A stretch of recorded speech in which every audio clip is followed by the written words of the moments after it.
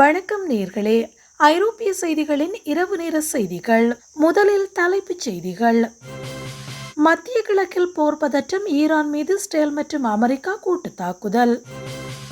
Saudi Arabia மீது Iran drone தாக்குதல், Aramco எண்ணெய் சுத்திகரிப்பு நிலையம் தீப்பற்றி எரிப்பு. ஈரான் இஸ்ரேல் போர், வளைகுடா நாடுகளில் 30,000 ஜெர்மனியர்கள் தவிப்பு. ஹங்கேரியில் பயங்கரவாத எச்சரிக்கை, ஈரான் போரினால் எரிசக்தி சந்தையில் கடும் பாதிப்பு. வடகடல் எண்ணெய் கொள்கையினை மாற்ற பிரித்தானிய பிரதமருக்கு அழுத்தம், முன்னாள் அமைச்சர்கள் கோரிக்கை. ஈரானுக்கு எதிராக அமெரிக்காவுடன் இணைவோம், ஐரோப்பிய நாடுகள் அறிவிப்பு.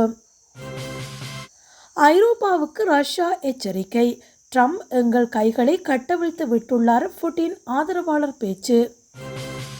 கத்தி முனையில் உலகம், ஈரான் மீதான போர் உலகளாவிய மோதலாக மாறும் அபாயம்.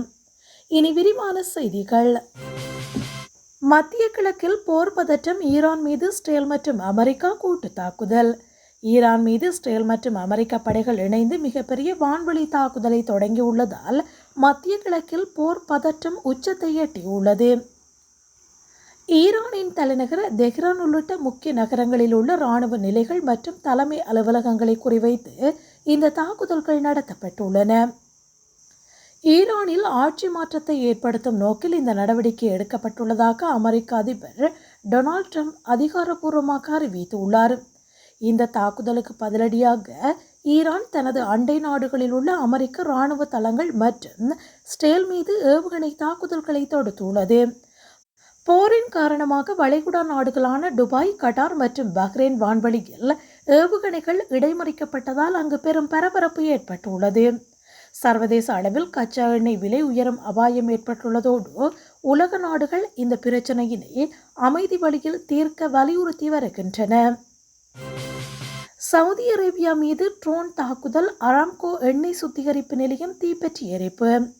சவுதி அரேபியாவின் ராஸ் தனுராவில் உள்ள உலகின் மிகப்பெரிய அராம்கோ எண்ணெய் சுத்திகரிப்பு நிலையத்தின் மீது ஈரான் ஏவுகணை மற்றும் ட்ரோன் தாக்குதல்களை நடத்தியுள்ளது.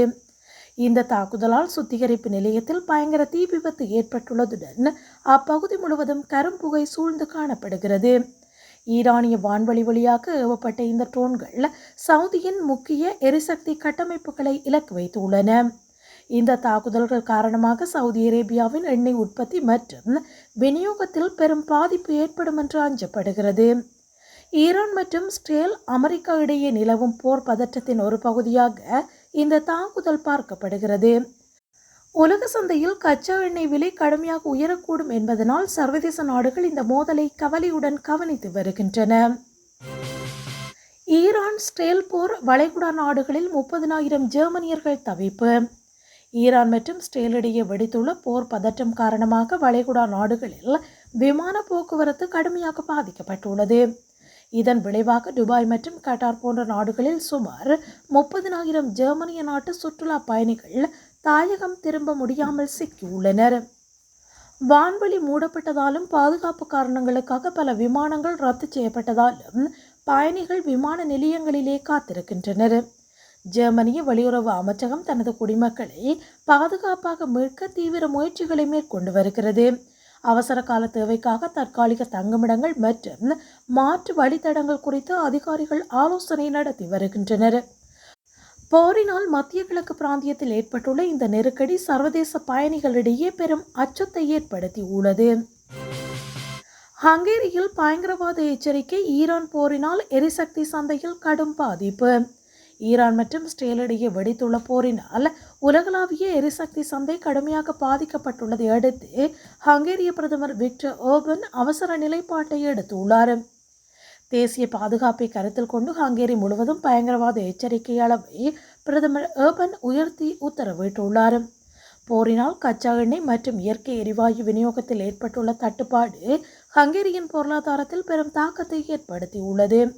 இந்த இக்கட்டான சூழலை சாதகமாக்கி வரவிருக்கும் மோதல்களில் அரசியல் ஆதாயம் தேட ஆர்பன் முயற்சிப்பதாக எதிர்க்கட்சிகள் விமர்சனம் செய்துள்ளன. எரிசக்தி விலை உயர்விலிருந்து பொதுமக்களை பாதுகாப்பதே தனது முன்னுரிமை என தெரிவித்துள்ள அவர் ஐரோப்பிய ஒன்றியத்தின் நிலைப்பாடுகளில் இருந்து மாறுபடுகிறார்.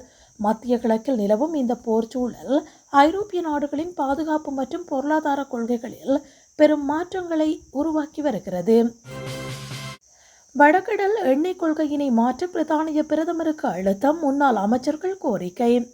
பிரித்தானிய பிரதமர் கே ஸ்டாமர் வடகடல் எண்ணெய் மற்றும் எரிவாயு அகழ்வாராய்ச்சி தொடர்பான தனது கொள்கைகளை உடனடியாக மாற்றியமைக்க வேண்டும் என்று முன்னாள் எரிசக்தி அமைச்சர்கள் வலியுறுத்தி வருகின்றனர்.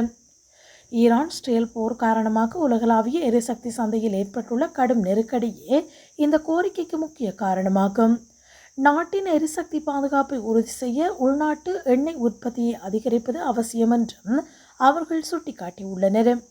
தற்போதுள்ள கட்டுப்பாடுகள் பிரிட்டனின் பொருளாதாரத்தை பாதிப்பதோடு இறக்குமதி எரிசக்தியினை அதிகம் நம்பியிருக்கும் நிலையினை உருவாக்குவதாக எச்சரிக்கப்பட்டுள்ளது. சுற்றுச்சூழல் இலக்குகளுக்கும் நாட்டின் எரிசக்தி தேவைக்கும் இடையே ஒரு சமநிலையை பேண வேண்டிய கட்டாயத்தில் தற்போதைய அரசு உள்ளது. மத்திய கிழக்கு நாடுகளின் போர் சூழலால் கச்சா எண்ணெய் விலை உயர்ந்து வரும் நிலையில் இந்த கொள்கை முடிவு சர்வதேச அளவில் உன்னிப்பாக கவனிக்கப்படுகிறது. ஈரானுக்கு எதிராக அமெரிக்காவுடன் இணைவோம், ஐரோப்பிய நாடுகள் அறிவிப்பு.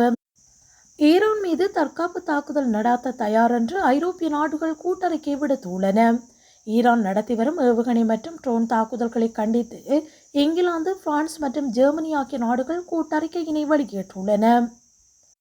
நட்பு நாடுகளின் பாதுகாப்பை உறுதி செய்ய ஈரானின் ஏவுகணை ஏவுதளங்களை அதன் இருப்பிடத்திலேயே அளிக்கும் தற்காப்பு தாக்குதல்களை நடத்த தயார் என்று இந்நாடுகள் அறிவித்துள்ளன.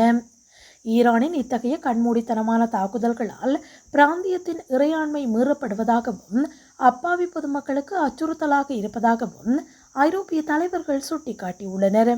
அமெரிக்கா மற்றும் வளைகுடா நாடுகளுடன் இணைந்து இந்த இராணுவ நடவடிக்கைகளை மேற்கொள்ள இங்கிலாந்து உள்ளிட்ட நாடுகள் ஒப்புக்கொண்டுள்ளன. இதனிடையே ஈரானிய ஏவுகணைகளை இடைமறிக்க தனது நாட்டு இராணுவ தளங்களை அமெரிக்கா பயன்படுத்த இங்கிலாந்து பிரதமர் கே ஸ்டாமர் அனுமதி வழங்கியுள்ளார். ஐரோப்பாவுக்கு ரஷ்யா எச்சரிக்கை, ட்ரம்ப் எங்கள் கைகளை கட்டவிழ்த்து விட்டுள்ளார், புட்டின் ஆதரவாளர் பேச்சு. ஈரான் மீது இஸ்ரேல் மற்றும் அமெரிக்கா நடத்திய தாக்குதல்களை தொடர்ந்து ரஷ்ய அதிபர் புட்டினின் ஆதரவாளர் விளாடிமிர் சொலோவியோவ் ஐரோப்பிய நாடுகளுக்கு கடும் எச்சரிக்கை விடுத்துள்ளார்.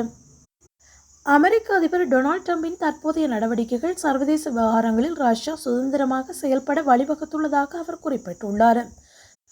ட்ரம்ப் எங்கள் கைகளை கட்டி போட்டிருந்த தலைகளை அவிழ்த்து விட்டுள்ளார் என்று கூறிய அவர், இனி ரஷ்யாவின் முடிவுகள் தீர்க்கமாக இருக்கும் என்று தெரிவித்துள்ளார். உக்ரைன் விவகாரத்தில் ஐரோப்பிய நாடுகள் தலையிடுவதை தொடர்ந்தால் அதன் விளைவுகள் மிக கடுமையாக இருக்கும் என்றும் அவர் மறைமுகமாக மிரட்டல் விடுத்துள்ளார். மத்திய கிழக்கில் ஏற்பட்டுள்ள போர் சூழலை தங்களுக்கு சாதகமாக பயன்படுத்தி ஐரோப்பாவின் பாதுகாப்புக்கு ரஷ்யா சவால் விடக்கூடும் என்றும் அஞ்சப்படுகின்றது.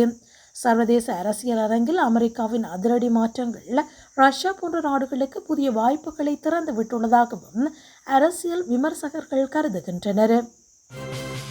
கத்திமுனையில் உலகம், ஈரான் மீதான போர் உலகளாவிய மோதலாக மாறும் அபாயம். ஈரான் மீது இஸ்ரேல் மற்றும் அமெரிக்கா நடத்திய தாக்குதல்களால் மத்திய கிழக்கு பிராந்தியம் ஒரு மிகப்பெரிய போரின் விளிம்புக்கு தள்ளப்பட்டுள்ளது.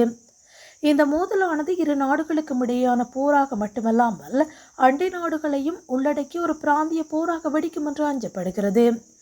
லெபனான், சிரியா மற்றும் ஏமன் போன்ற நாடுகளில் உள்ள ஆயுத குழுக்கள் இந்த போரில் ஈடுபடக்கூடும் என்பதால் நிலைமை மோசமடைந்து வருகிறது. உலக நாடுகள் இந்த பதற்றத்தை தணிக்க வலியுறுத்தி வரும் நிலையில் தாக்குதல்கள் தீவிரமடைவது சர்வதேச அமைதிக்கு பெரும் அச்சுறுத்தலாக மாறியுள்ளது. போரின் காரணமாக உலகளாவிய பொருளாதார சந்தை மற்றும் கச்சா எண்ணெய் விநியோக சங்கிலி கடுமையாக பாதிக்கப்பட வாய்ப்பு உள்ளது. நிலைமை கட்டுப்பாட்டை மீறி சென்றால் இது ஒரு 3ஆம் உலக போருக்கான தொடக்கமாக அமையலாம் என்றும் அரசியல் வல்லுநர்கள் எச்சரிக்கின்றனர். இத்துடன் இரவு நேர செய்திகள் நிறைவுக்கு வருகிறது. நன்றி, வணக்கம்.